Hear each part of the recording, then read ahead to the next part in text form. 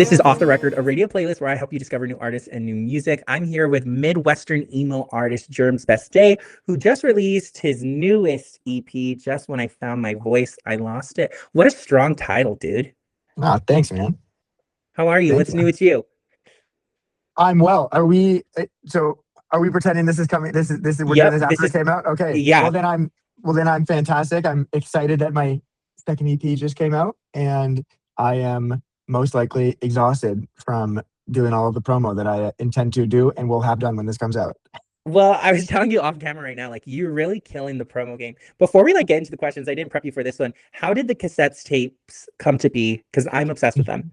I'm so glad you like it. I think I use a lot of I have a cassette deck. It's right behind my computer actually, so I can't show it to you. But I have a cassette deck in my studio that I use a lot when I'm producing. I run a lot of the tracks through the cassette deck. So a lot of the songs have a cassette quality to them, and so I just thought that it would be a really cool way to kind of project that vibe and bring people in that way, And then also I just thought that people would like it because cassettes are fucking cool, and they are just cheap enough that it's not so insane to be giving them away for free. Because I was also I'm a tiny artist, I was gonna buy them obviously. But I thought, and I'd never seen anyone do that before, so I was it felt good. Well, it works. It stands out. I don't know any other artists pumping out their music that way. It was one of the things when I first started listening to you that drew me in. I was I always remembered the cassette tapes. I was coming back to it. Let's talk a little bit about your music influences growing up. So not so much the artists you were discovering, but who was playing music around you? What do you remember them playing? Just as far as what I heard growing up, or what influenced Jerms Best Day stuff? No, growing up, who was playing music around you? Who do you remember in your household? I see. So I grew up in a very musical house. My dad is a player. He plays the piano and drums, and he's very good, and is very, very passionate about music. He's got a big record collection. And my mom is not musical at all. My mom, the only thing that she has on Spotify is my music. That's the only stuff that she ever played on Spotify. She's not a big music listener. And then my older brother as well was a big influence. Certainly a bigger influence as far as shaping my taste. My dad played a ton of music growing up, but he played a lot of new wave stuff, Talking Heads, and this isn't new wave, but Steely Dan and stuff like that, dad music, Yeah. And my brother was he was low-key a metalhead, which is not my vibe, but he was also really into some pop punk and hardcore bands and stuff like that I think sort of opened my world to that, to some of the stuff that I do now, I'd say. But and he was I really grew up my own taste. I really grew up on rap music.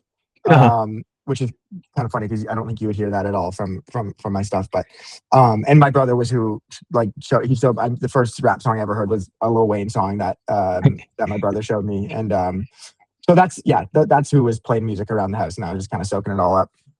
Well, let's talk a little bit about your songwriter process. What is that process like for you, especially since you mentioned you do write for other people? How do you kind of differentiate the two? So when I'm writing for Jerms Best Day stuff, it was sort of born of I do a lot of writing for and producing for kind of folkier artists, and I've had a good amount of success doing that in the past couple of years, and it started by me kind of trying my hand at that, and that's sort of where some of the folky stuff comes from, and it ended up kind of taking a much rockier direction. Anyway, the way I write for myself, when I'm writing for other people, we usually write the whole song start to finish acoustically, and then we track it.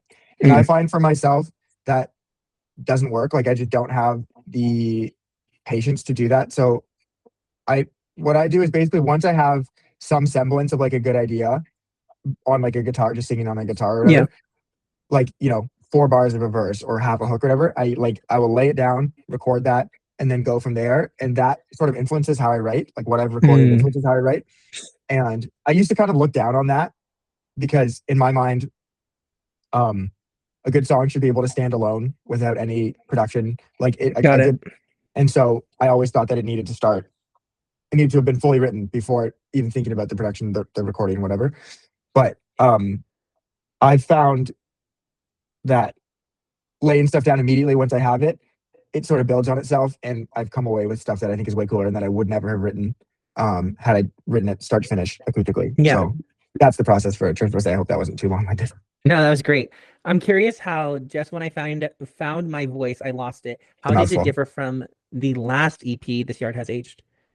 I'd say, I mean,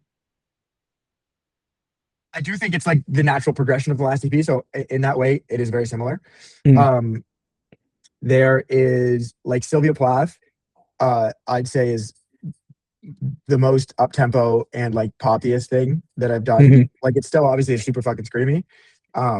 But I'd say it's like it's definitely like the sweetest, sugariest song that I've done. And I think it doesn't really sound like anything on the last EP.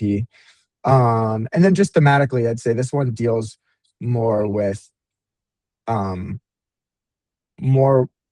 like heartbreak and stuff like that rather than like nostalgia like that. I'd say This Yard Has Aged, that was the main theme. And obviously this new one is still very nostalgic, and This Yard Has Aged was very heartbreaking too, but I'd say it leans more that way versus the other way on this EP. So let's talk a little bit about the title. Where did the title come from? It's just like, it's honestly like kind of when you hear it, it sounds very like heavy and serious and whatever, and that's intentional. But really what it is from doing the last EP and then recording Sylvia Plath, I blew my fucking voice out from screaming. Like I injured my vocal cords.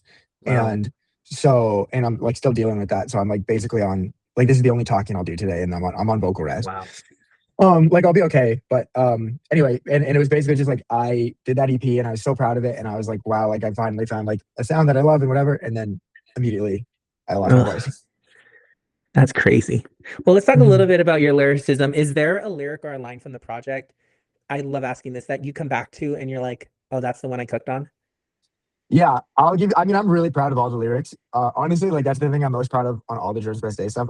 I'm really proud of all the lyrics. I'll give you two, if that's all right. I'll give you one. Let's do it. One heartbreaking one and one that I just kind of chuckle at. But my favorite lyric, I think, is on You Were Mine. At the end of the second pre, I say something so alive can't just be left to rot. And that's talking about, like, the song is a breakup song, and it's a real song, and that's just sort of talking about how me and my now ex-girlfriend, like we broke up recently, and but there's still so much love there, and sort of just thinking about how all of that, like, you can't possibly just leave it alone to die and to rot and whatever, because it's still so real and it's still so there. So and I just love the way I sing it. So that would be my favorite actual lyric. And then my other favorite is in Sylvia Plath. I just love the lyric. Should have seen your cracks in the days you literally grass with it. Sorry, the lyric is, I was just trying to remind myself. You're good. The lyric is whispered words in clouds over nerves, misquoting Sylvia Plath. I love that lyric. I just think it's funny. That's so cool. Well, let's talk a little bit about what you hope audiences take away from this project. I mean, first and foremost, I hope that all the melodies are stuck in their head and that they keep coming back to listen to it. That's like number one. And I think beyond that, it's just like, I feel like it's just more world building, and I want people. I hope I hope it brings people into my world more, and like sort of deepens the vibe that I'm trying to curate. Yeah, because I feel like I'm very, very much I'm going for a very specific vibe that I think I'm nailing, and there's 3 more songs of that, So I hope that it makes people feel closer to my discography and what I have going on. So yeah, I love it. Well, it's time for my favorite question. I asked you to bring 3 songs from 3 other artists, and feel free to elaborate a little bit on why you picked these. Number 1 is Crash Fire by Tommy Lefroy. Tommy Lefroy is just so goated. I could have picked like literally like 15 different other songs, and I would like them all equally. They're like a soft rock kind of indie alt girl duo, and they are incredible. And just the way their voices play off each other, and their production and their songwriting, and it's just incredible. So there you go. The second one would be Niagara by Chase Huglin. who is I'll send you a link to all these after, but who is I'd call him like honestly not dissimilar to myself, like an acoustic Midwest emo adjacent singer who I've loved for a long time. That's like an older song. It's probably from like 2015 or something like that. And it's just everything that I look for in like a Midwest emo sort of thing, where he's got this like super heartbreaking, screamy voice, but he can actually sing. And it's just so catchy, and it's all the lyrics are amazing, and it is so melancholic and just absolutely electric. So that's number 2. And what's my number 3? What's my number 3? I'll go I will go Curbside by Glad It's You. Or I'm Glad It's You, excuse me. And that is just a straight down the middle Midwest emo song, but it's by a band that I feel like is a little bit more unsung in the Midwest emo world, but they're very much from the same era of like the bigger bands of like the Modern Baseballs and the Mom Jeans and stuff like that. And it's just an amazing record. So yeah, I love it. Curbside. Well, dude, thanks so much for coming and chatting with me today. I really appreciate it. Yeah, I appreciate you. Thanks for having me. All right, and I hope everybody enjoys my favorite track off the EP. Here is You Are Mine.